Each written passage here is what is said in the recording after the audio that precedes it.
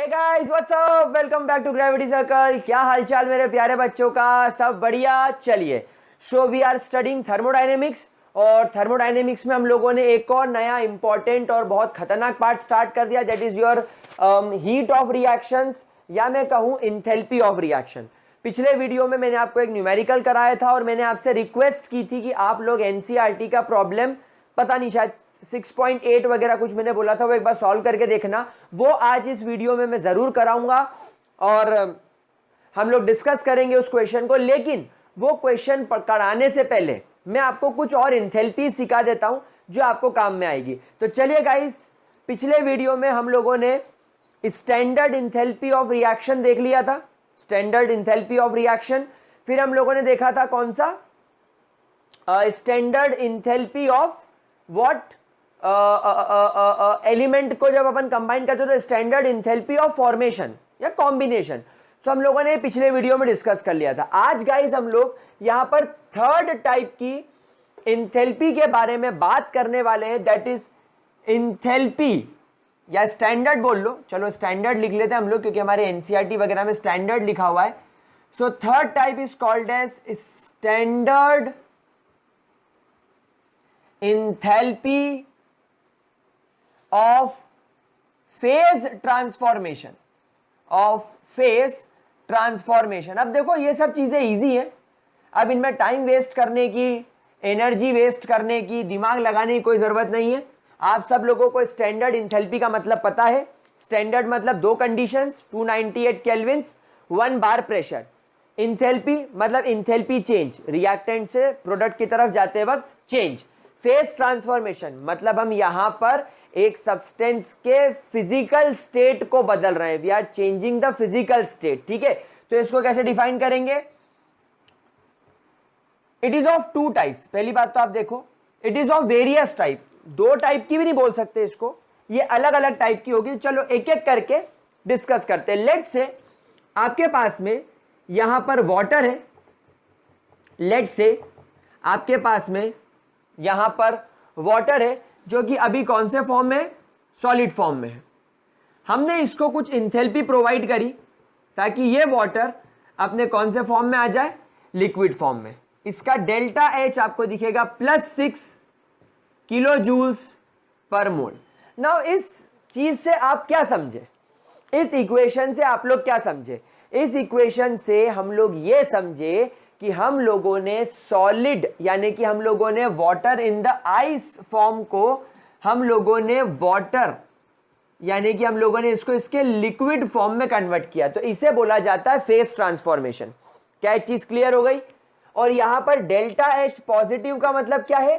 Heat absorb करी गई, मतलब ये कौन सी प्रोसेस हो गई? ये एंडोथर्मिक प्रोसेस हो गई। ये कैसी प्रोसेस हो गई?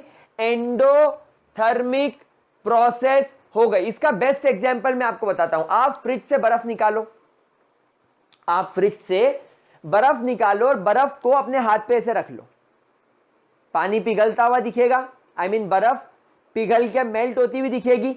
लेकिन जिस एरिया पर बर्फ रखी हुई है, आपके हाथ के जिस पोर्शन पर बर्फ रखी हुई है, वहां आपको ठंडा ठंडा कूल कूल लग रहा होगा। आपका हाथ वहां से ठंडा पड़ रहा होगा। क्यों आपका हाथ ठंडा क्यों पड़ रहा है? क्योंकि बर्फ आपके हाथ में से एनर्जी खींच रही है, आपके हाथ से हीट खींच रही है, गर्मी खींच रही है, ताकि वो उस एनर्जी से, उस गर्मी से अपने आप को सॉलिड फॉर्म से लिक्विड फॉर्म में कन्वर्ट कर ले। इसीलिए +6 किलो जूल्स पर मोल की एनर्जी उसने क्या करी? आपसे ली। So this is an endothermic process. तो आप इसे कैसे डिफाइन करेंगे? That when 1 mole of solid, when 1 mole of solid is transformed into its liquid form, then the enthalpy change, or we can say heat required then the enthalpy change or heat required to do such conversions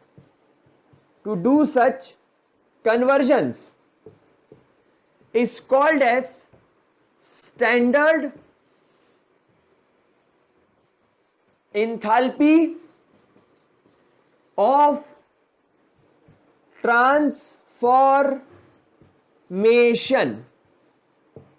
क्या बात समझ में आ गई?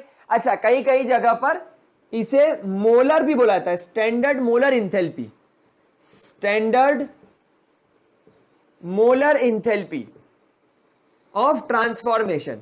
क्योंकि आप लोग एक मोल की बात कर रहे हो ना, हम लोग एक बात सब जानते हैं कि अगर स्टैंडर्ड की बात करी गई है, अगर यहां पर स्टैंडर्ड की बात करी गई है, तो स्टैंडर्ड वाले केस में आपके पास में क्वांटिटी 1 मोल, प्रेशर 1 बार और टेम्परेचर 298 केल्विन्स होना चाहिए।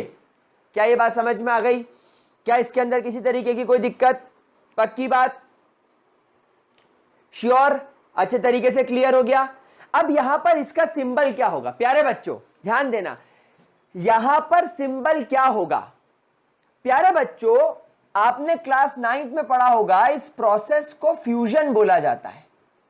जब कभी भी सॉलिड लिक्विड में कन्वर्ट होता है, it is called as fusion, FUSION या FUSSION। इसीलिए इसका सिंबल, इस चीज का सिंबल, जब आप आइस को वाटर में यानी सॉलिड को लिक्विड में कन्वर्ट करोगे, it is written as delta, FUS stands for fusion, H और H के ऊपर ये वाला नेगेटिव वाला sign. This is called as standard enthalpy of fusion. इसे बोला जाता है standard enthalpy of fusion. And standard enthalpy of fusion is a type of standard enthalpy of transformation. भाई ट्रांसफॉर्मेशन अभी अपन आगे लिक्विड को गैस में भी ले जाएंगे, तो सॉलिड का लिक्विड, लिक्विड का गैस या सॉलिड का सीधा गैस, ये सब फेज ट्रांसफॉर्मेशन है। लेकिन जैसा मैंने आपसे कहा था कि ये फेज ट्रांसफॉर्मेशन अलग अलग टाइप का होता है। तो पहला टाइप क्या हो गया? सॉलिड का लिक्विड में कन्वर्जन।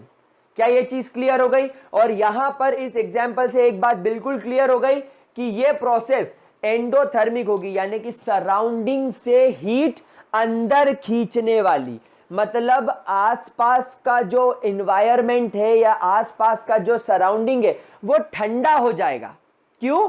क्योंकि ये आइस खुद को मेल्ट करने के लिए हीट खींच रही है, इसीलिए बर्फ जब आप आपके हाथ पर लगाते हो आपको ठंडा लगता है। ठीक है, स्क्रीनशॉट गाइस, स्क्रीनशॉट लीजिए प्यारे बच्चों। ओके मेरे प्यारे प्यारे चूजे पूजे बच्चों, चलो ठीक है। एक बच्चे ने मुझे कमेंट किया था, सर प्लीज शत्रुघ्न सिन्हा की मिमिक्री मत किया करो, दिल से बुरा लगता है। तो मैं जानना चाहूंगा, दिल से बुरा क्या तुम्हें शत्रुघ्न के लिए लगता है या मेरे लिए लगता है? क्या मैं इतनी गंदी नकल करता हूं कि तुम्हें बुरा लगता है? तो फिर हम इसे बंद कर देंगे, वरना नहीं। चलो, क्या चीज क्लियर हो गई? तो पहला चीज आपके सामने क्लियर हो गया। नाउ गाइस एक बात बताओ, ऐसा भी तो होता होगा कि हमारा लिक्विड गैस में कन्वर्ट हो जाए? हाँ सर, होता तो होगा। तो इसको भी करके देख लेते। चलो, वाटर है लिक्विड फॉर्म में, अब यहां पर इसको वेपोराइजेशन बोलते हैं, हम लोग सब जानते हैं वेपोराइजेशन। और यहां पर वेपोराइजेशन बन के वाटर काय में कन्वर्ट हो गया? गैस में। इसका डेल्टा एच आपको देखने को मिलेगा प्लस 40 किलो जूल पर मोल के आसपास। मैं 40 किलो जूल लिख रहा हूं, एनसीईआरटी वगैरह में स्पेसिफाई करके दे रखी होगी, ये आपको समझाने के लिए है यार। एग्जैक्ट वैल्यू मैं कभी बोर्ड पे नहीं लिखूंगा, एग्जैक्ट वैल्यू आपसे कभी कोई पूछने भी नहीं आएगा, आपको न्यूमेरिकल में दे रखी होगी। So we don't have to mug up the specific values. क्या हो गया? लोग कहते हैं मैं शराबी हूं, शराबी। हाँ, तो क्या ये चीज क्लियर हो गई? तो जब लिक्विड वाटर गैस या वेपर में कन्वर्ट हो रहा है तो उसके लिए आपको प्लस 40 किलो जूल पर मोल की एंथैल्पी लगेगी। मतलब ये बात भी क्लियर हो गई कि ये भी एक तरीके की एंडोथर्मिक प्रोसेस है। मतलब पानी इन्वायरमेंट से यानी सराउंडिंग से हीट अब्सॉर्ब करेगा, हीट अब्सॉर्ब करेगा ताकि खुद काय में कन्वर्ट हो जाए? वेपर फॉर्म में कन्वर्ट हो जाए। तो इसको अपन कैसे डिफाइन कर सकते हैं? So when 1 mole of water या when 1 mole of liquid water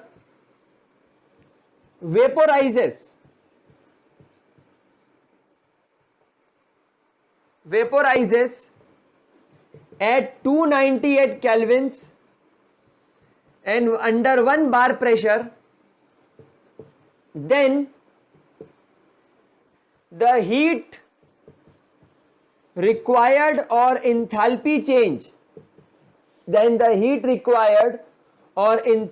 change is called as standard enthalpy of vaporisation. भाई इसको वेपोराइजेशन बोलेंगे। जैसे इसके पहले हम लोगों ने जब आपका वाटर सॉलिड था और आपने इसको वाटर को लिक्विड में कन्वर्ट किया था, हमने इसे स्टैंडर्ड इंथैल्पी ऑफ फ्यूजन नाम दिया था। ठीक उसी तरह इसे क्या बोला जाएगा? Standard enthalpy of vaporisation. और इसका सिंबल क्या हो जाएगा मेरे लाडलो? डेल्टा VAP यानी वेपोराइजेशन, H यानी इंथैल्पी एंड नेगेटिव मतलब कि जो भी व्हाटसोएवर चेंज होगा। क्या ये बात समझ में आ गई?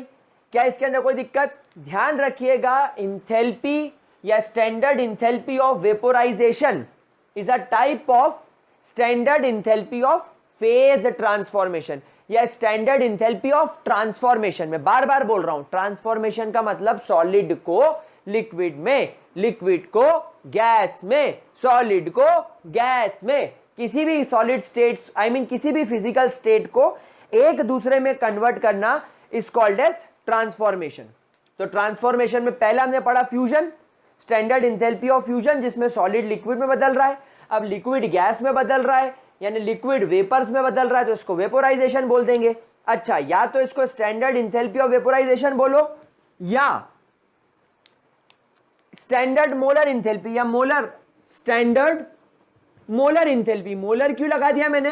क्योंकि हमारे पास में 1 मोल है, तो standard molar enthalpy of vaporisation. आप इसको ऐसा भी बोल सकते हो। क्या इसके अंदर कोई दिक्कत? अब एक बहुत इंपॉर्टेंट बात, एक बहुत ज्यादा जरूरी बात,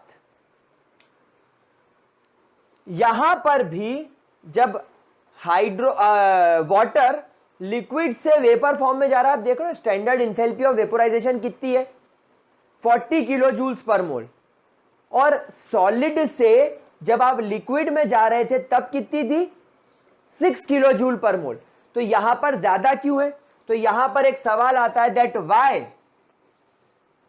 स्टैंडर्ड इंथैल्पी ऑफ फ्यूजन, हम वाटर की बात कर रहे हैं, we are talking about water, is lesser than standard enthalpy of vaporization of water. क्या कोई इसका जवाब सोच सकता है? क्या किसी के पास इसका जवाब है कि इसकी वैल्यू ज्यादा क्यों, उसकी वैल्यू कम क्यों? बताइए, बताइए मेरे प्यारे प्यारे बच्चों, कारण समझो, कारण समझना।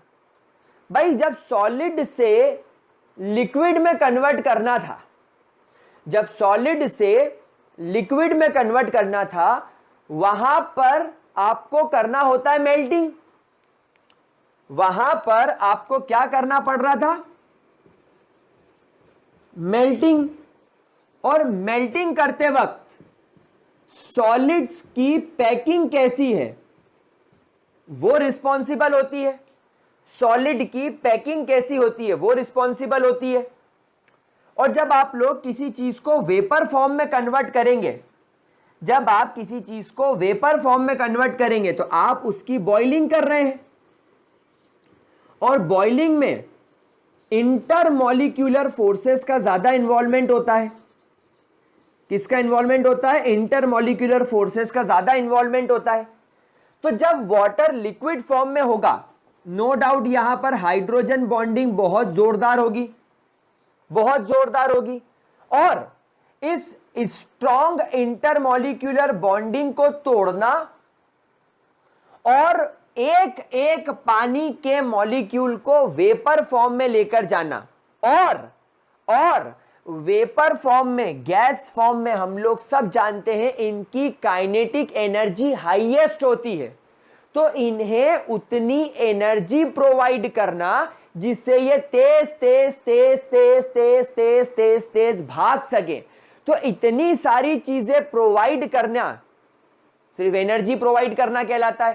पहले इनके बीच का बॉन्ड तोड़ो, बॉन्ड तोड़ने के बाद इनको वेपर फॉर्म में ले जाओ, वेपर फॉर्म में हर एक मॉलिक्यूल को इतनी सफिशिएंट एनर्जी प्रोवाइड करो जिससे उसकी काइनेटिक एनर्जी हाई हो जाए। तो इन सब चीजों में obviously you require high energy, इसलिए आपने बहुत ज्यादा एनर्जी खींचनी पड़ेगी जब आप लिक्विड को वेपर फॉर्म में ले जाओगे। लेकिन जब आप सॉलिड को लिक्विड फॉर्म में लेकर आ रहे हो तो बस वहां पर पैकिंग तोड़ दो। मतलब एक पार्टिकल दूसरे पार्टिकल के पास में इस तरीके से पैक्ड है, तो इनकी पैकिंग तोड़ दो बस, उसके अलावा हमें कुछ भी नहीं करना। तो कंपैरेटिवली आपको वेपोराइजेशन ज्यादा लगेगा फ्यूजन के मुकाबले, क्योंकि फ्यूजन में you are only breaking the packing. Solid की जो पैकिंग है, मतलब पार्टिकल्स जो सॉलिड में पास है, आप बस उसे तोड़ रहे हो।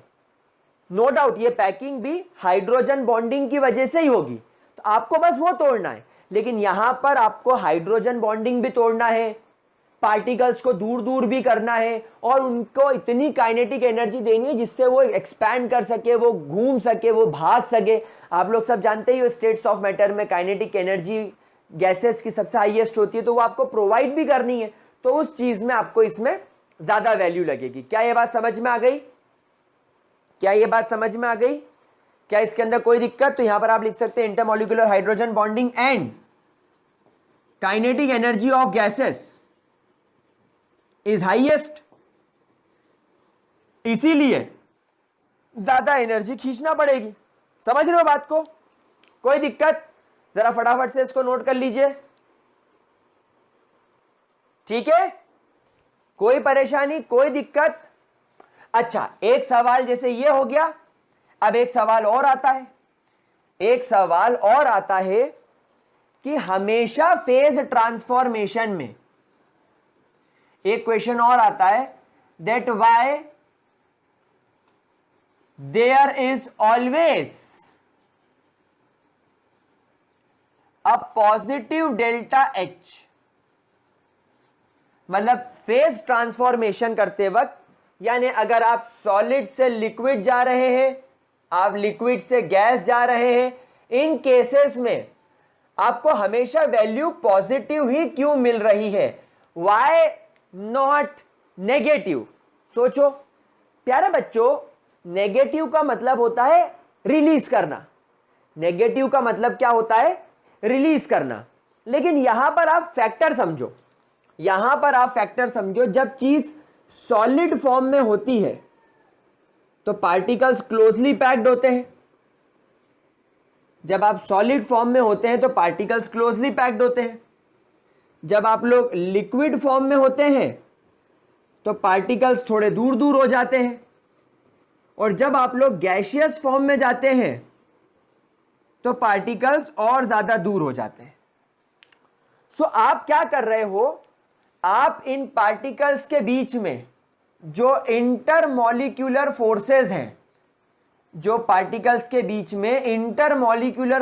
हैं, आप उन्हें ब्रेक कर रहे हो। और बेटा फोर्सेस को ब्रेक करने के लिए आपको एनर्जी देनी है।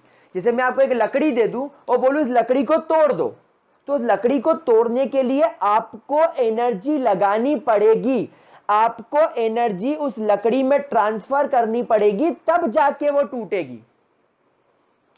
लकड़ी अपने आप टूट के आग नहीं निकालने लग जाएगी, आपको उसे तोड़ना पड़ेगा।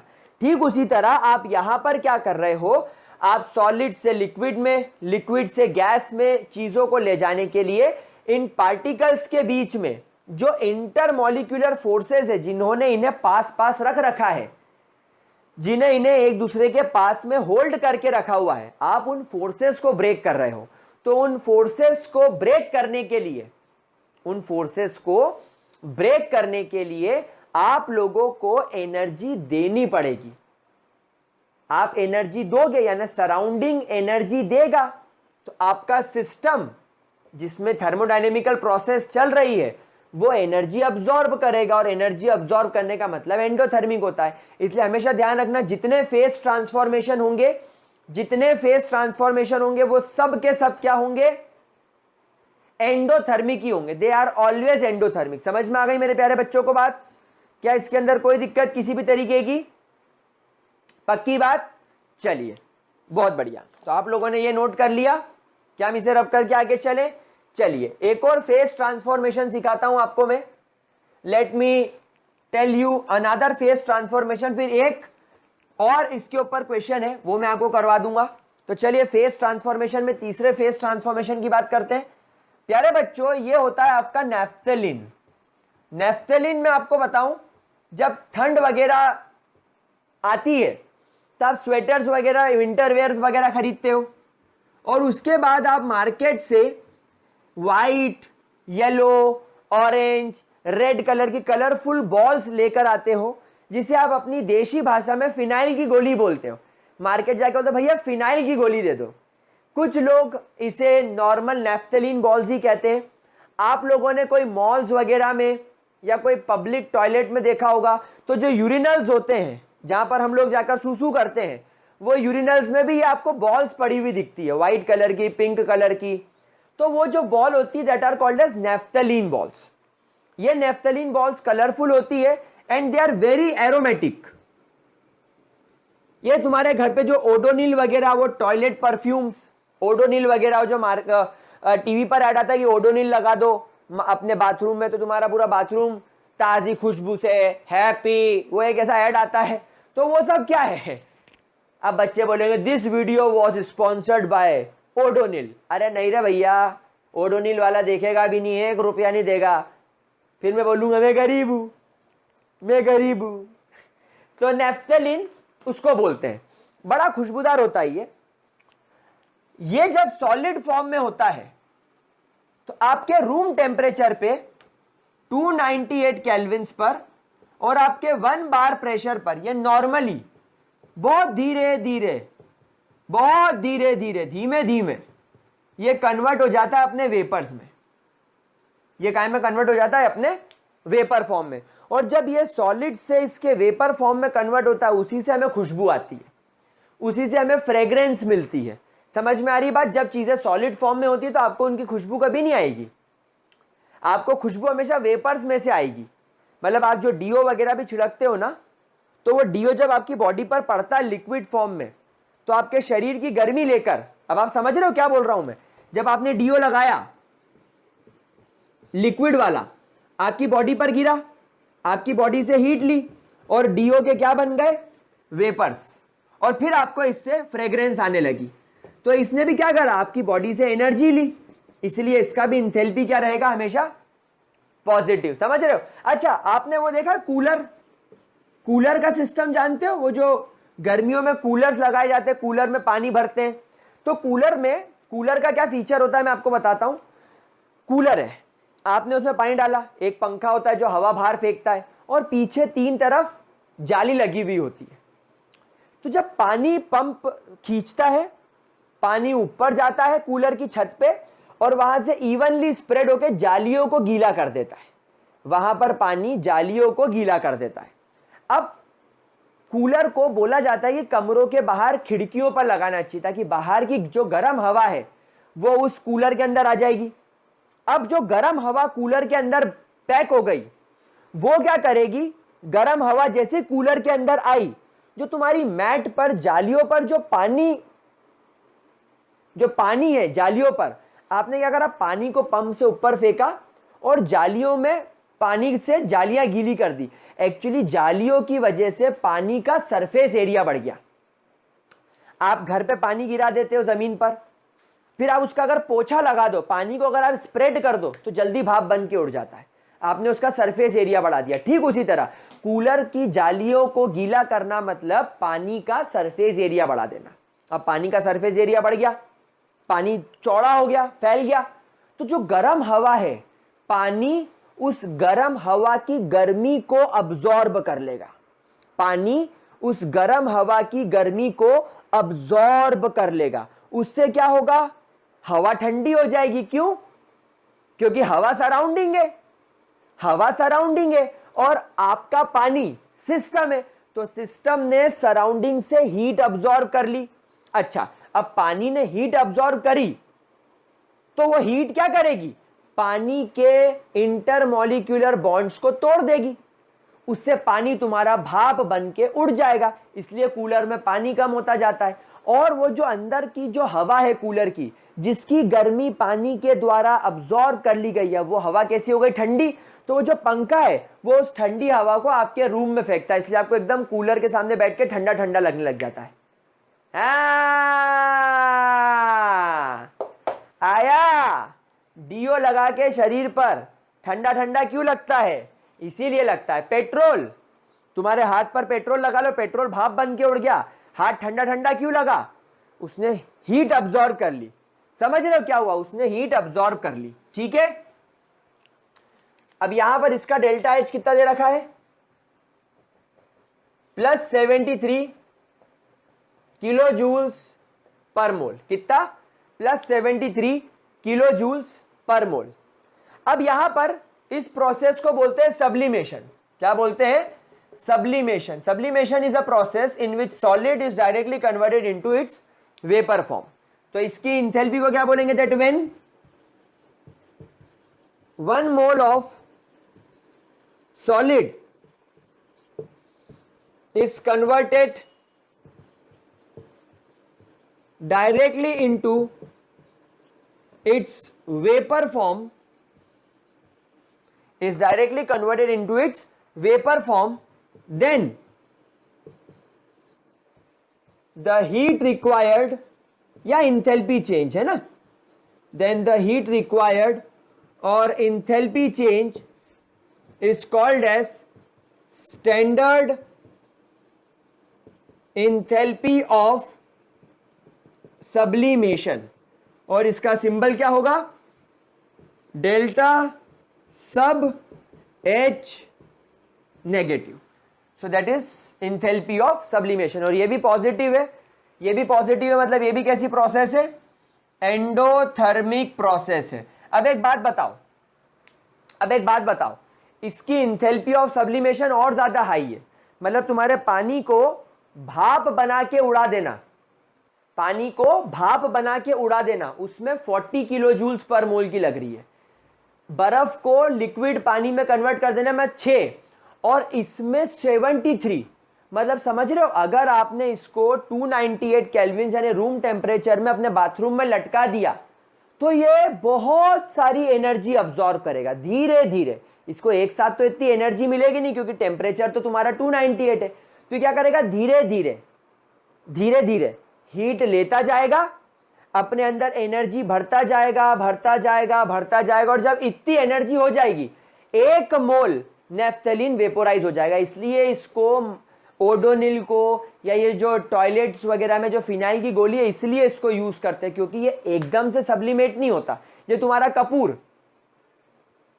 कपूर होता है वो जल्दी सब्लिमेट हो जाता है, जो तुम्हारा कपूर है वो जल्दी सब्लिमेट हो जाता है, इसलिए उसको ऐसा यूज नहीं कर सकते।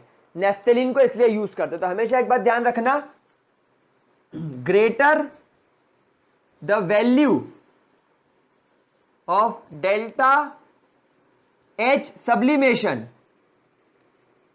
स्लोअर, हाँ सही लिखा था, slower will be its vaporization, उतना ज्यादा स्लो उसका वेपोराइजेशन होगा। प्यारे बच्चों, is that very much clear to you मेरे गुलगुलो? क्या तुम्हें इसके अंदर कोई दिक्कत है? क्या दिक्कत है? मुझे मैं मेरा जादू को बोलूंगा क्यों तुमको आकर पड़ा? तो क्या मुझ में इतनी शक्ति नहीं? क्लियर? अरे मोरी गंगा मैया, क्लियर है कि नहीं? चलिए बहुत बढ़िया। स्क्रीनशॉट ले लिया? स्क्रीनशॉट ले लिया प्यारे बच्चों? चलिए बहुत बढ़िया, जल्दी से इसको स्क्रीनशॉट ले लो, इसको रब करके आगे बढ़ते हैं। चलिए चलिए चलिए चलिए, चलो तो गाइज यहां पर आपका इंथैल्पी ऑफ फेस ट्रांसफॉर्मेशन मैंने बहुत अच्छे तरीके से समझा दिया। बस एक लास्ट क्वेश्चन इसके ऊपर जो आता है वो भी डिस्कस कर लेते हैं, that why delta h vaporization of acetone, acetone ठीक है, is less than delta enthalpy of vaporization of water. अब आपको ऐसा क्वेश्चन आएगा, अब देखो एक बात समझना, जब भी इस तरीके का क्वेश्चन आए, हो सकता है यहां पर एसीटोन की जगह पेट्रोल आ जाए, हो सकता है यहां पर एसीटोन की जगह अल्कोहल आ जाए, तो पानी के साथ कंपैरिजन करना। तो एक बात हमेशा ध्यान रखना, वेपोराइजेशन एक ऐसी प्रोसेस है, वेपोराइजेशन एक ऐसी प्रोसेस है जो किस पर डिपेंड करती है, इंटरमॉलिक्यूलर फोर्सेस पर। It depends on intermolecular forces. जितना ज्यादा स्ट्रॉन्ग इंटरमॉलिक्यूलर फोर्स होगा, उतना लेस या उतना स्लो वेपोराइजेशन होगा, मतलब उतना ज्यादा हाई इंथैल्पी ऑफ वेपोराइजेशन दिखाई देगी। समझ में आ गई बात?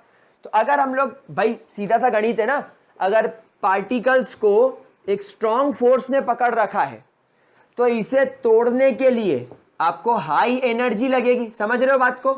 इसको तोड़ने के लिए आपको ऑब्वियस सी बात है हाई एनर्जी लगेगी, तभी ये वेपोराइज होगा। हाई एनर्जी तो डेल्टा एच की वैल्यू हाई पॉजिटिव, समझ रहे हो? और जितनी ज्यादा हाई वैल्यू, उसको अचीव करने में उतना ज्यादा टाइम लगेगा। हाई वैल्यू को अचीव करने में कोई जल्दी तो मिल नहीं जाएगी, टाइम लगेगा, तो स्लो हो जाएगी। तो अगर हम बात करें वाटर की, तो वाटर के अंदर स्ट्रॉन्गेस्ट इंटरमॉलिक्यूलर फोर्स होता है, स्ट्रॉन्गेस्ट इंटरमॉलिक्यूलर फोर्स होता है, दैट इज हाइड्रोजन बॉन्डिंग। वही तुम्हारा जो एसीटोन होता है उसके अंदर नॉर्मल डाइपोल डाइपोल इंटरैक्शन होता है। तो हाइड्रोजन बॉन्ड ज्यादा स्ट्रॉन्ग है, इसलिए उसका डेल्टा एच ज्यादा पॉजिटिव है। दैट्स इट, बस। तो इस बात को ध्यान रखिएगा, जल्दी से इसको नोट कर लो। यहां पर हो गया आपका standard enthalpy of face transformation, इसको हटाकर फिर पढ़ते हैं combustion, standard enthalpy of combustion. जल्दी से इसको नोट करो। चलो गाइस, ओके, तो यहां पर हम लोगों का standard enthalpy of face transformation खत्म होता है। अब हम आगे चलते हैं एक नए टाइप के स्टैंडर्ड चेंज इन इंथैल्पी की तरफ, जिसे बोला जाता है standard enthalpy of combustion. Now guys, combustion word again आप सब लोगों को क्लियर ही होगा, क्लास 10th में भी आपने कंबशन के ऊपर काफी सारी चीजें पढ़ी होगी। What do you mean by combustion? Combustion का मतलब होता है burning in presence of oxygen. तो इसका सिंबल आप लोग डायरेक्टली लिखेंगे delta COMB, that is combustion, H and negative, ये इसका सिंबल रहेगा। तो जब कभी भी आपको ये सिंबल दिखाई पड़ता है जिसमें डेल्टा और H के बीच में COMB लिखा हुआ है, that is enthalpy of combustion. ठीक है, नाउ आप इसे डिफाइन कैसे करेंगे? बहुत इजी सी बात है। When 1 mole of a substance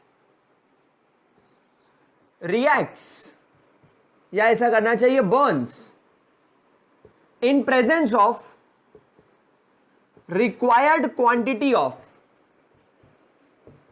oxygen, यानी यहां पर इस चीज को मेंशन करना जरूरी है कि कोई भी एक सब्सटेंस जिसके 1 मोल, कोई भी सब्सटेंस जिसके 1 मोल रिक्वायर्ड क्वांटिटी में ऑक्सीजन के साथ जब रिएक्ट करते हैं या बर्न होते हैं to form a stable compound, to form a stable compound, the enthalpy change during the enthalpy change during this process, the enthalpy change during this process is called as standard enthalpy of combustion। क्या बोलेंगे? Standard enthalpy of combustion denoted by delta COMB H, ठीक है, कोई दिक्कत, कोई परेशानी। चलिए एक एग्जाम्पल लेकर हम इस चीज को समझते हैं। मान लीजिए आपके पास में मीथेन है, और जब आपने मीथेन को ऑक्सीजन के साथ रिएक्ट किया, तो प्यारे बच्चों कार्बन को ऑक्सीजन के साथ रिएक्ट करके क्या बना सकते हैं, कार्बन डाइऑक्साइड, और हाइड्रोजन को ऑक्सीजन के साथ रिएक्ट करके बना सकते हैं हम लोग क्या क्या बना सकते हैं, वाटर। सो 2 और 2 4, तो ये हो गई आपकी रिएक्शन बैलेंस्ड। अब इस केमिकल रिएक्शन में बस आपको ये फोकस करना है कि आप जिस सब्सटेंस का कंबशन कर रहे हो, इट शुड बी ऑलवेज 1 मोल। हमेशा ध्यान रखना ये 1 मोल होना चाहिए। ऑक्सीजन की चिंता नहीं है, क्योंकि आप ऑलरेडी यहां पर बोल चुके हो कि आपको ऑक्सीजन की जितनी रिक्वायर्ड क्वांटिटी हो उतनी तो लगेगी, तो ऑक्सीजन 1 मोल लेने की जरूरत नहीं है। यहां पर आपका प्रोडक्ट 1 मोल बने या उससे ज्यादा बने उसकी कोई चिंता नहीं है। चिंता सिर्फ उस सब्सटेंस की करनी है जिसका आप कंबशन कर रहे हो, वो आपको हमेशा कितना लेकर चलना पड़ेगा, 1 मोल, ठीक है। तो जब आप इसके डेल्टा H की बात करोगे, तो इसका डेल्टा COMBH इज -890 किलो कैल। अलग अलग तरीके से यूनिट लिखी जा सकती है, किलो जूल पर मोल भी लिखी जा सकती है, किलो कैल भी लिख सकते हैं। मैं आपको जूल और कैलोरी का ऑलरेडी सिखा चुका हूं, इंटर कन्वर्जन। हम लोग जूल्स को कैलोरी में और कैलोरी को जूल्स में इंटर कन्वर्ट कर सकते हैं। 4.40 से मल्टीप्लाई कर दोगे तो हो जाएगा, मैं आपको सिखा चुका हूं, ठीक है। अच्छा एक एग्जांपल और ले लेते हैं। मान लीजिए यहां पर आपको तो मान लीजिए आपको यहां पर है C6 नहीं है, एक काम करते हैं C2H6 ले लेते हैं। C2H6 विथ ऑक्सीजन, तो यहां पर भी प्रोडक्ट तो सेम ही बनना है, CO2 एंड H2। प्रोडक्ट के अंदर कोई चेंज नहीं आएगा, क्योंकि यहां पर 2 कार्बन है और यहां पर 3 हाइड्रोजन, तो यहां पर लगा दिया 2, यहां पर 6 हाइड्रोजन, तो यहां लगा दिया 3, तो 3 एंड 2 4, 4 एंड 3 7। तो एक काम करते हैं, इसको 2 कर दें, तो 6 2 12, तो यहां हो जाएगा 6। अब ये इवन नंबर में आ गया तो 6, देन उसके बाद यहां पर लगा दिया अपन ने 4, तो आपके कार्बन और हाइड्रोजन बैलेंस हो गए। नाउ 6 एंड 4 2 8, 8 एंड 6 कितना हो गया, 8 और 6 14, तो 14 के लिए हो जाएगा 7। तो ये आपकी केमिकल रिएक्शन बैलेंस हो गई। एक बार चेक कर लीजिएगा, 7 2 14, 4 2 8, 8 एंड 6 14, ठीक है। 4 कार्बन और 6 दूनी 12 हाइड्रोजन, ठीक है। इसके अगर आप डेल्टा H कॉम्बिनेशन की वैल्यू की बात करें, कंबशन, तो it is somewhere around -790 kilo joules per mole. तो अब या किलो कैल। अब मुझे एक बात बताइए, इट इज इन किलो कैल्स। अब मुझे एक बात बताइए कि क्या ये वैल्यू सही है, मुझे एक बात बताइए क्या ये वैल्यू सही है। आपका जवाब अगर हाँ है तो आप गलत हैं, ये वैल्यू सही नहीं है, क्योंकि हमें यहां पर 1 मोल की चाहिए, यहां पर 2 मोल्स हैं। देखो यहां पर आप किसका कंबशन कर रहे हो, इस C2H6 का, तो आपको इसको 1 मोल करना होगा। तो ये जो वैल्यू आई है ये 2 मोल्स के लिए आई है, तो आपको इसे क्या करना होगा, 2 से डिवाइड करना होगा। तो जब आप इसे 2 से डिवाइड करेंगे तो 2 3 6, 2 9 18, 2 5 10 किलो कैल। ये जो वैल्यू आई है दिस इज फॉर 1 मोल, ये वैल्यू आपके 1 मोल के लिए रहेगी। तो हमेशा ध्यान रखना, क्वेश्चन में आपको कंफ्यूज करने के लिए हो सकता है रिएक्शन ऐसी बैलेंस कर दे और इसके लिए ये वैल्यू लिख दे, और आप क्वेश्चन में ये वैल्यू यूज करके क्वेश्चन सॉल्व करके आ जाओ। और जेई और नीट वाले आपके दिमाग से इतना खेलेंगे कि उनको पता है कि बच्चा ये सिली मिस्टेक करेगा, तो इसको यूज करके जो आंसर आ रहा है वो भी ऑप्शन में होगा। तो आप एकदम कॉन्फिडेंट हो जाओगे कि मैं तो सही करके आया, लेकिन माइन्यूट से मिस्टेक क्या करी, ये 2 मोल्स है, आपको 1 मोल चाहिए होता है, ठीक है। कोई दिक्कत, कोई परेशानी। चलो जरा इसका स्क्रीनशॉट ले लो, जल्दी से इसका स्क्रीनशॉट ले लो प्यारे बच्चों, ठीक है। क्या आपने इसका स्क्रीनशॉट ले लिया? चलिए मैं आपको एक छोटी सी बात और बता दूं, हम लोग कार्बन जो हमारा सबसे बेस्ट है भैया, कार्बन के कंबशन के बिना तो मजा आ ही नहीं सकता लाइफ में। सो आप यहां पर कार्बन का कंबशन देख लीजिए, carbon plus half O2 will give you carbon monoxide. इसका enthalpy of combustion will something around -26 kilo cal, then अगर अपन बात करें C+O2 की तो it will give you CO2 and इसका enthalpy of combustion is somewhere around -96 kilo cal per mole. अब guys यहां पर एक बात ध्यान रखिएगा, this is always an incomplete combustion. जब कभी भी आपसे पूछा जाए कि कार्बन के कंबशन की इंथैल्पी क्या है तो आप हमेशा क्या फॉलो करेंगे, ये फॉलो करेंगे। क्यों? क्योंकि दिस इज कंप्लीट कंबशन। ऊपर वाले के अंदर इनकम्प्लीट कंबशन हुआ है क्योंकि ऑक्सीजन रिक्वायर्ड क्वांटिटी से कम है। तो हमेशा ध्यान रखना, carbon monoxide is a product of incomplete combustion. तो इसीलिए कभी भी इसकी इंथैल्पी को कंसीडर नहीं किया जाता। कब? जब आपसे कार्बन की इंथैल्पी पूछी जाए, कार्बन की इंथैल्पी ऑफ कंबशन पूछी जाए, इस बात को ध्यान रखना। तो वो वैल्यूज में कुछ फ्लक्चुएशंस हो सकता है आपकी एनसीईआरटी या कोई भी बुक के मुकाबले, लेकिन आपको तरीका जो मैंने सिखाया, आपको जो पॉइंट सिखाया वो ये है कि कार्बन को ऑक्सीजन के साथ रिएक्ट करेंगे CO2 बनाने के लिए। तो ये जो वैल्यू है ये करेक्ट वैल्यू, क्योंकि यहां पर कार्बन पूरी तरीके से कंबस्ट हुआ है, क्योंकि 1 मोल कार्बन को कंबस्ट करने के लिए 1 मोल ऑक्सीजन की जरूरत है। यहां पर आपने आधा दिया, मतलब आपने यहां पर रिक्वायर्ड क्वांटिटी में ऑक्सीजन नहीं दिया। तो एज पर डेफिनेशन ये वाला कंबशन इनकम्प्लीट है। लेकिन अगर क्वेश्चन में दे रखा है तो उसकी वैल्यू यूज करके सॉल्व कर सकते हो, लेकिन क्वेश्चन को समझना जरूरी, जरा इतना नोट कर लीजिए, ठीक है। अच्छा, 4.18 जूल्स इज इक्वल टू 1 कैल, इस बात का ध्यान रखना। ये मैं आपको वैसे सिखा चुका हूं बहुत पहले। 101.38 joules is equal to 24.20 calories, वो मैं सिखा चुका हूं। बट यहां पर आप लोग ध्यान रखिएगा क्योंकि बच्चे कंफ्यूज हो सकते हैं कि सर यहां पर कैलोरी में लिख रहे हो वैल्यू, इसके पहले आपने जूल्स में लिखी थी। तो डिपेंड करता है कि कैसी वैल्यू दे रखी है। आप चाहो तो जूल्स में लिख दो इसको अगर आप जूल्स में ले जाना चाहते हो तो 4.18 से मल्टीप्लाई कर दो, जूल्स में आ जाएगी। उधर जो जूल्स में वैल्यू थी उसको कैलोरी में कन्वर्ट करने के लिए 4.18 से डिवाइड कर दो, ठीक है ना। तो कोई बड़ी चिंता वाली बात नहीं है। आगे बढ़े। अच्छा, एक बात और नोट कर रहे हो, जितनी वैल्यूज लिखाई डेल्टा एच की सब नेगेटिव में आई। तो यहां पर सब लोग स्टार बनाकर एक पॉइंट लिखेंगे, that always enthalpy of combustion is always negative, therefore कैसी होती है प्रोसेस, एक्सोथर्मिक प्रोसेस। इसका मतलब ये आप लोगों को हीट प्रोवाइड करेगी।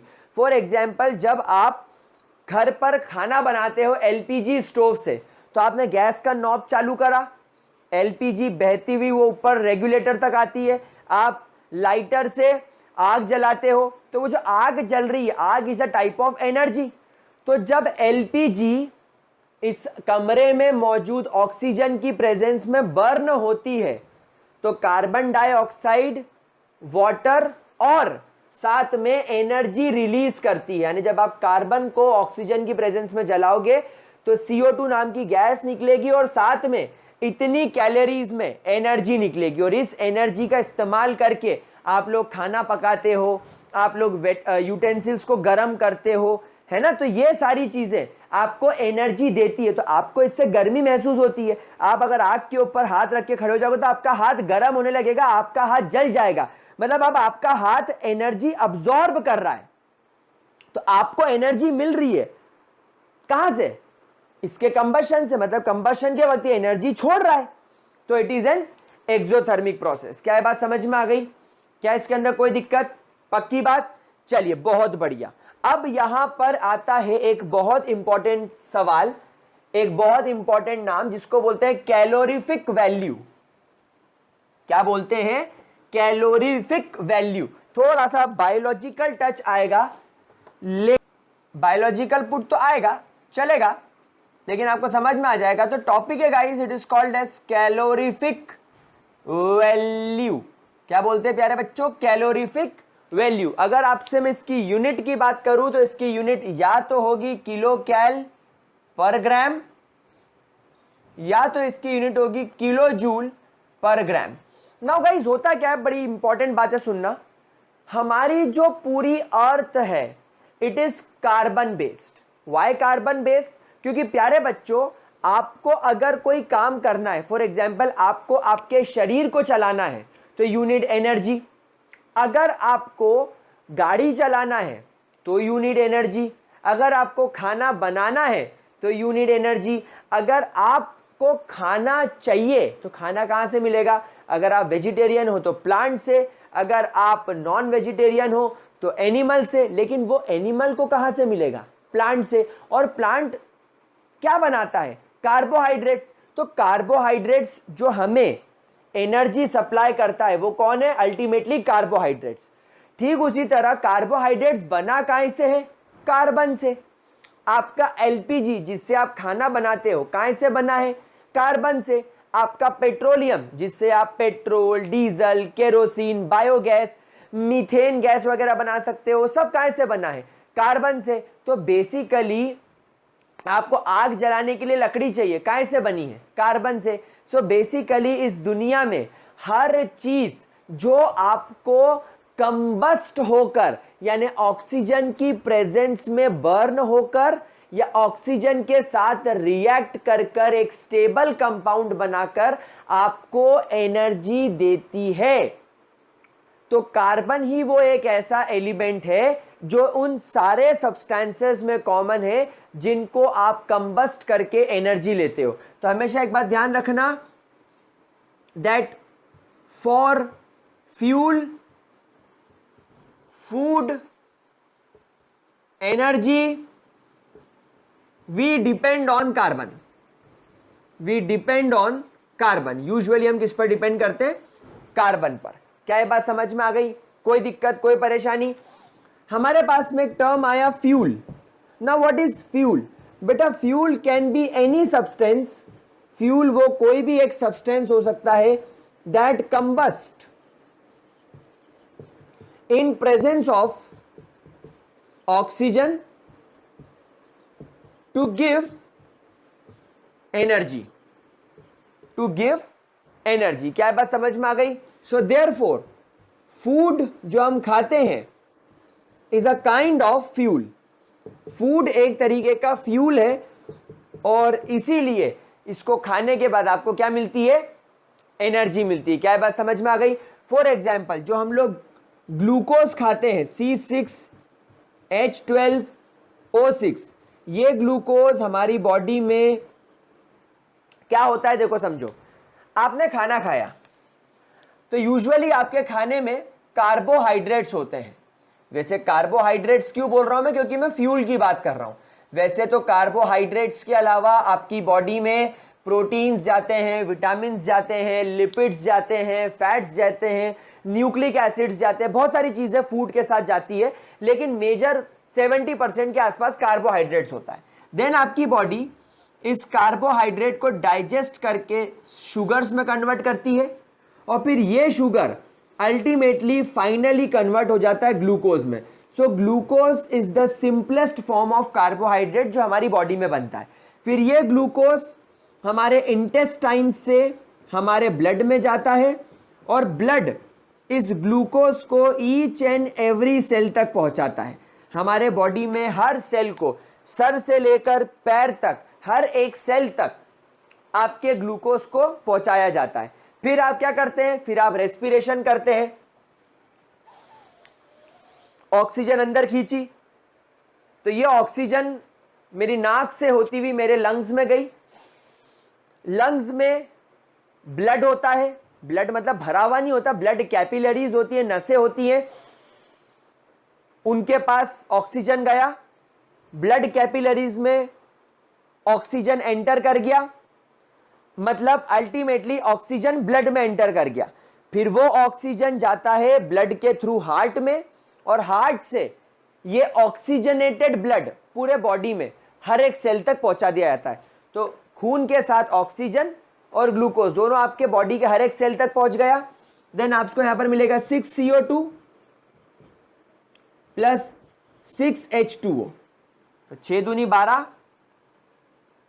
12 और 6 18, 18 तो लगा दिया 9। आई थिंक बैलेंस हो गई रिएक्शन। नहीं, यहाँ पर आ रहा है 6 दूनी 12 और 6 18, 6 दूनी 12 और 6 18, 18 में से 6 इधर है तो 6 CO2। ठीक है, ये हो गई आपकी रिएक्शन बैलेंस। और इसके साथ में इंथैल्पी आपको यहां से नेगेटिव निकलती हुई दिखाई देगी, which is your energy of combustion. इसको क्या लिखेंगे, दिस इज कंबशन इंथैल्पी। और ये नेगेटिव होने का मतलब है एक्सोथर्मिक, मतलब ये क्या रिलीज कर रही है, ये एनर्जी रिलीज कर रही है। किसको रिलीज करके दे रही है, कौन अब्सॉर्ब कर रहा है, हमारी बॉडी। क्या ये बात समझ में आ गई? तो हम लोगों को खाना जो हम खाते हैं उससे जो एनर्जी मिलती है वो ये प्रोसेस से मिलती है। बॉडी का हर सेल आपको एनर्जी बनाकर देता है। क्या ये बात समझ में आ गई? क्या इसके अंदर कोई दिक्कत? तो it is a very common example जो मुझे आपको समझाना था।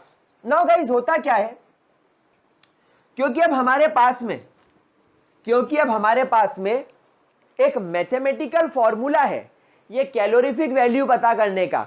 हमें पता चल जाएगा कि कौन सा खाना कितनी मात्रा में खाना चाहिए जिससे हमारे शरीर को एनर्जी की कमी ना हो। तो एक बात ध्यान रखना, एक एवरेज ह्यूमन बॉडी को एक दिन में लगभग 2500 से 3000 किलो कैल एनर्जी लगती है। इतनी किलो कैल एनर्जी आपको एक दिन में लगती है, इन 1 डे, पर डे। क्या ये बात समझ में आ गई मेरे प्यारे बच्चों को? ठीक है, तो अब अगर आपके पास में एक मैथमेटिकल फॉर्मूला आ जाए जिससे आपको यह पता चल जाए कि यार चावल कितने खाऊं, दाल कितनी खाऊं, नॉनवेज अगर खा रहे हो तो वो कितना खाऊं, रोटी कितनी खाऊं, जिससे मुझे इतनी एनर्जी मिल जाए और मेरा काम हो जाए। अदरवाइज क्या होता है, कुछ लोगों को खूब सारा खाने की आदत होती है। जैसे अभी मैं आपको एक बहुत अच्छा एग्जांपल बताऊंगा तब आपको चीज समझ में आएगी। अच्छा पहले बताओ, क्या इतनी चीज क्लियर हो गई? ठीक है, नाउ तो गाइस कैलोरीफिक वैल्यू का फॉर्मूला होता है, calorific value is equal to standard enthalpy of combustion of that substance, standard enthalpy of combustion of that substance. यानी जो भी आप खाना खा रहे हो उसका इंथैल्पी ऑफ कंबशन कितना है, divided by atomic weight, divided by atomic weight और weight in grams, weight in grams. क्या बात समझ में आ गई? इस फॉर्मूले से आपको कैलोरीफिक वैल्यू मिल जाती है। फॉर एग्जांपल, अगर आप चाहते हो कि आपको यह पता लगाना है कि एक मीथेन आपको कितनी कैलोरीज में एनर्जी दे रहा है या मीथेन की कैलोरीफिक वैल्यू कितनी है, तो हम लोग सब अभी थोड़ी देर पहले देखा था कि मीथेन जब बर्न होता है तो 890 किलो जूल या सॉरी किलो कैल की एनर्जी लगाता है और मीथेन का मॉलिक्यूलर मास होता है 16 ग्राम्स। तो जब आप इसको डिवाइड करेंगे तो 16 6 96, 16 4 64, 16 5 80, 9 carries, then again 16 5 80, then point लगाकर 10 कैरी, 16 6 96 किलो कैल पर मोल। ये होगा इसकी कैलोरीफिक वैल्यू। तो this is the calorific value of methane, this is the calorific value of methane. क्या ये बात समझ में आ गई? तो मेरे प्यारे बच्चों, इस तरीके से आप लोग किसी की भी कैलोरीफिक वैल्यूज निकाल सकते हो। ठीक है, समझ में आ गई बात आप लोगों को? कोई दिक्कत? मतलब जब आप 1 ग्राम मीथेन जलाओगे तो इतनी कैलोरी वो आपको देगा। 1 ग्राम मीथेन आपको इतनी कैलोरी में एनर्जी प्रोवाइड करेगा। क्या ये चीज क्लियर हो गई? अब गाइस एक बात और समझिएगा, आई होप आप लोगों ने स्क्रीनशॉट ले लिया था, प्लीज स्क्रीनशॉट ले लीजिएगा। फॉर एग्जाम्पल, अगर आपको कोई बोलता है कि आप मिल्क पियो, तो बेटा हम लोग सब जानते हैं मिल्क कार्बोहाइड्रेट से ज्यादा प्रोटीन रिच होता है। तो मिल्क की कैलोरीफिक वैल्यू अप्रोक्सीमेटली 3 होती है, 3 किलो कैल पर ग्राम। मतलब अगर आप दिन भर में 100 ग्राम नहीं 1000 ग्राम यानी 1 किलो दूध अगर आप पियोगे तो आपको इतनी एनर्जी मिल जाएगी। समझ में आ रही है बात हम लोगों को? तो इस तरीके से अब आप लोग पता कर सकते हो कि भैया किसकी कैलोरीफिक वैल्यू कितनी है। ठीक उसी तरह अगर मैं राइस की बात करूं तो राइस की कैलोरीफिक वैल्यू लगभग 16 होती है।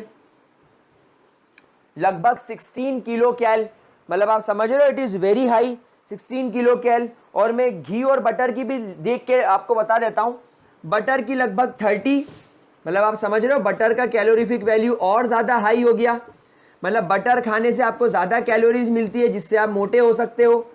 देन घी की 37 किलो कैल पर ग्राम। तो ये कुछ एग्जाम्पल्स हो गए कैलोरीफिक वैल्यूज के, ठीक है। तो ये आप लोगों को सिर्फ नॉलेज पर्पज से है, ये थोड़ा सा फॉर्मूला आपके लिए इंपॉर्टेंट है। अगर आपसे कोई बोलता है कि कैलोरीफिक वैल्यू निकालनी है तो आप ये फॉर्मूले का इस्तेमाल करके, जैसे मैंने एक एग्जांपल दिया, आप कैलोरीफिक वैल्यूज निकाल सकते हो, ठीक है। कोई दिक्कत इसके अंदर प्यारे बच्चों, किसी तरीके का कोई डाउट? पक्की बात, श्योर शॉट। चलिए जल्दी से इसका स्क्रीनशॉट ले लीजिए। हम लोग एनसीईआरटी का एक क्वेश्चन सॉल्व करेंगे।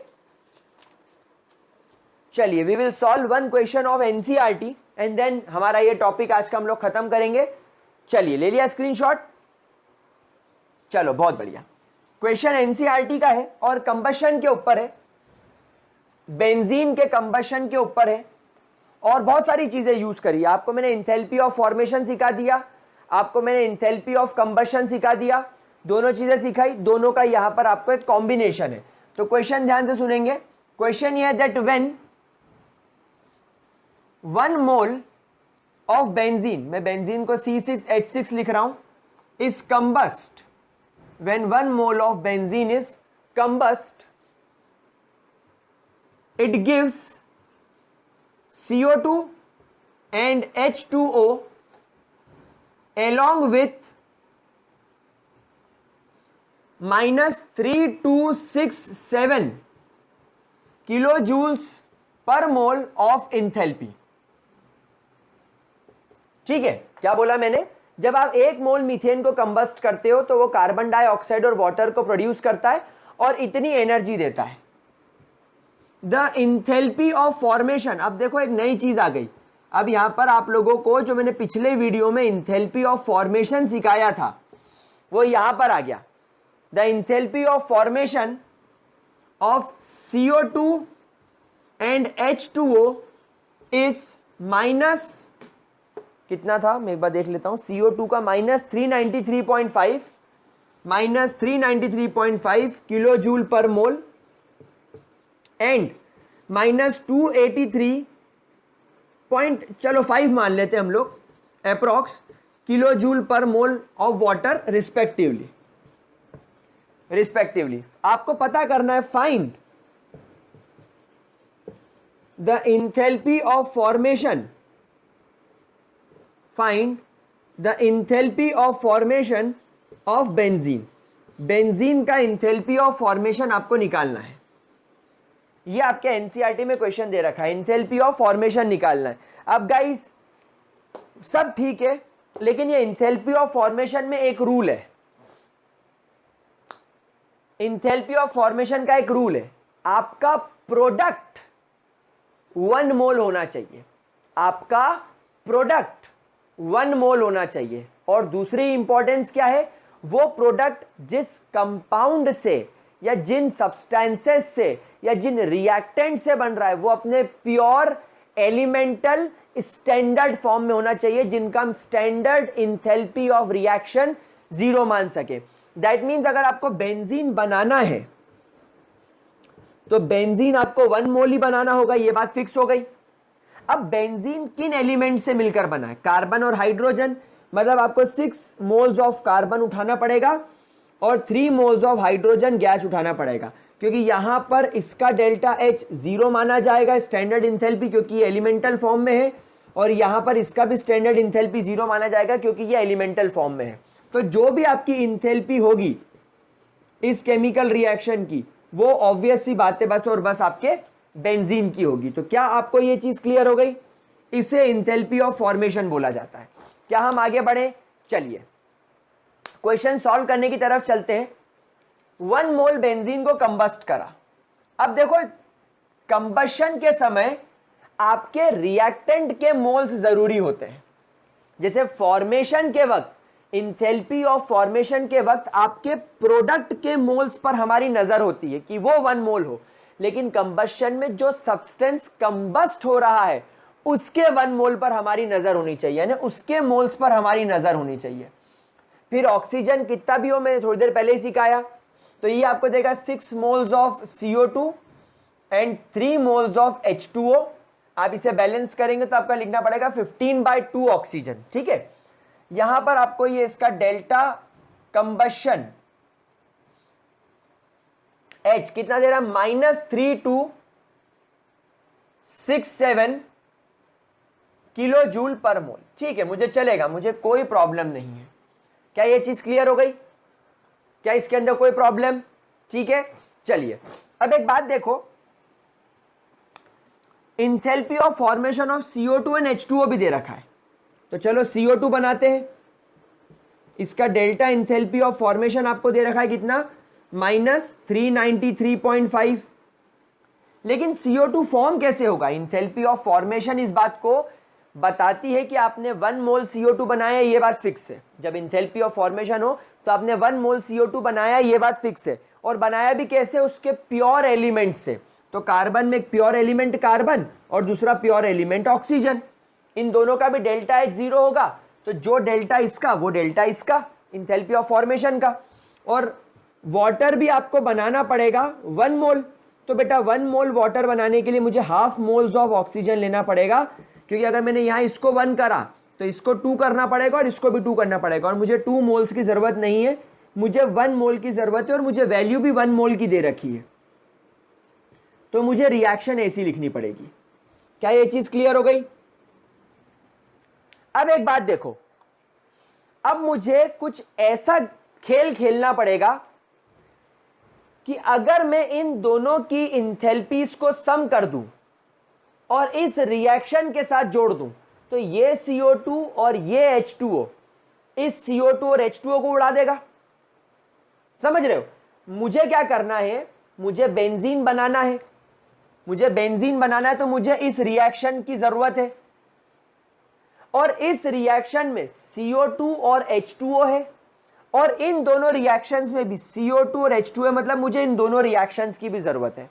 और मैं इन रिएक्शंस को कुछ ऐसा लिखूंगा कि ये CO2 से CO2, H2O से H2O कट जाए, ऑक्सीजन से ऑक्सीजन कट जाए, और सिर्फ बचे बेंजीन और सिर्फ बचे कार्बन हाइड्रोजन, ये ऊपर वाली रिएक्शन बन जाए। इन 3 रिएक्शन को मुझे कुछ ऐसे यूज करना है कि ये वाली रिएक्शन बन जाए जो हमारे काम की है, व्हाट वी वांट। लेकिन आगे बढ़ने से पहले मुझे एक बात दिख रही है कि इस रिएक्शन में 6 और 3 हाइड्रोजन है, और इस रिएक्शन में 6 और 3 कार्बन डाइऑक्साइड और वाटर है। तो क्या करूं? दैट मीन्स मुझे इस केमिकल रिएक्शन को 6 से और इस केमिकल रिएक्शन को 3 से मल्टीप्लाई करना होगा। क्या ये बात समझ में आ रही है? क्लियर हो रहा है? ठीक है, चलो तो लिखे इसको। चलिए तो इसको यहां पर लिखना स्टार्ट करते हैं। इसको थोड़ी देर के लिए अपन यहां पर रख देते हैं। नाउ ये रिएक्शन क्या हो जाएगी? 6C 6O2 6CO2। नाउ आप 393.5 को जब आप 6 से मल्टीप्लाई करोगे तो आपको क्या वैल्यू मिलेगी? देखो 6 5 30, 0 हो जाएगा point, 3 carry, 6 3 18, 19 20 21, 1 2 carry, 6 9 54 plus 2 6 56, 6 3 18, 19 20 21 22 23, minus 2 3 6 1। ठीक है, नाउ यहां पर क्या करना है? 283.5 को 3 से मल्टीप्लाई करना है, तो यहां पर क्या हो जाएगा? पहले इसे 3 कर दीजिए, ये 3/2 हो जाएगा, ये 3H2 हो जाएगा। यहां पर वैल्यू मिलेगी 5 3 15.1 carry, 3 3 9 10 1 carry, 8 3 24 plus 1 25, 2 carry, 3 2 7 8, minus 850.5। Now इसे इक्वेशन नंबर 1 मान लो, इसे इक्वेशन नंबर 2 मान लो। इन दोनों इक्वेशंस का आप सम कर दो, यानी इन दोनों इक्वेशंस को आप ऐड कर दो। तो क्या होगा? ऐड करने पर ये बचेगा 6C plus 3H2 plus 6O2 plus 3/2O2। तो यार 6 प्लस 3/2 को जब आप जोड़ोगे तो क्या बचेगा? 2 1 2, एलसीएम लिया, 6 2 सा 12 प्लस 3 यानी 15/2, यानी यहां पर आपको मिलेगा 15/2 O2। अब आप देखो चीज आपके हिसाब से होती जा रही है ना। यहां पर क्या मिलेगा 6 CO2 प्लस 3 H2O और इसका डेल्टा FH कितना टोटल हो जाएगा जरा सम कर लेते हैं, -2361 plus -850.5, minus minus minus plus minus और माइनस माइनस सम होता है, तो 0.5 0 1 1 5 और 6 11 1 कैरी 8 9 10 11 और 1 12 और 1 कैरी 3, तो ये जाएगा -3211, इट इज -3211.5। ठीक है, ये हो गई आपकी इक्वेशन। अब आप इस इक्वेशन को ध्यान से देखिए और इस इक्वेशन को ध्यान से देखिए। जैसा मैंने आपको सिखाया था थर्मोडायनेमिक्स में, हम किसी भी एक रिएक्शन को अगर रिवर्स करके लिख दें, हम किसी भी एक इक्वेशन को अगर रिवर्स करके लिख दें तो उसकी इंथैल्पी भी रिवर्स हो जाती है, उसकी इंथैल्पी भी रिवर्स हो जाती है। तो मैं काम करता हूं, मुझे बेंजीन बनाना है प्रोडक्ट साइड और यहां पर बेंजीन रिएक्टेंट साइड है, तो इसको मैं घुमा के प्रोडक्ट साइड ले जाऊं, क्योंकि मुझे बेंजीन चाहिए तो मुझे बेंजीन को प्रोडक्ट साइड ले जाना पड़ेगा। तो मैं इस इक्वेशन नंबर 3 को, और ये इक्वेशन नंबर 4 है, तो मैं इक्वेशन नंबर 3 को रिवर्स कर रहा हूं। तो रिवर्स करने पर क्या हो जाएगा, 6 CO2 यहां आ जाएगा, 3 H2O यहां आ जाएगा, C6 H6 यहां आ जाएगा, 15/2 O2 यहां आ जाएगा और डेल्टा H कंबशन रिवर्स करने पर यह भी रिवर्स होकर +3267 हो जाएगा। अब आप इन दोनों इक्वेशन को, इक्वेशन 4 और इक्वेशन 5 को आप वापस से सम कर दीजिए। अब जब आप सम करोगे तो यार ये रिएक्टेंट इस तरफ और ये इस तरफ, तो ये अपोजिट साइड्स होने की वजह से कैंसल आउट, ये अपोजिट साइड होने की वजह से कैंसल आउट, ये अपोजिट साइड होने की वजह से कैंसल आउट। तो यहां पर ओवरऑल बचा क्या, यहां पर ओवरऑल क्या बचा, यहां पर ओवरऑल बचा 6C प्लस 3H2, यहां सब खत्म, यहां पर सिर्फ बचा C6H6। तो ये तुम्हारी रिएक्शन तो बन गई, ये वाली रिएक्शन बन गई। अब बस आपको इसका डेल्टा FH निकालना है। तो आपने इन दोनों को क्या करा, सम। तो जब आपने इन दोनों को सम करा तो सम कैसे करा, -3211.5 प्लस 3267 प्लस माइनस माइनस, मतलब आपको क्या करना है, 3267 में से 3211.5 माइनस करना है। तो यहां बचेगा 0.5, 6 में से 1 गया, 6 में से 1 गया तो क्या बचा 5 और 6 में से 1 गया तो 5, यानी approximately 55.5 kilo joules per mole will be your answer.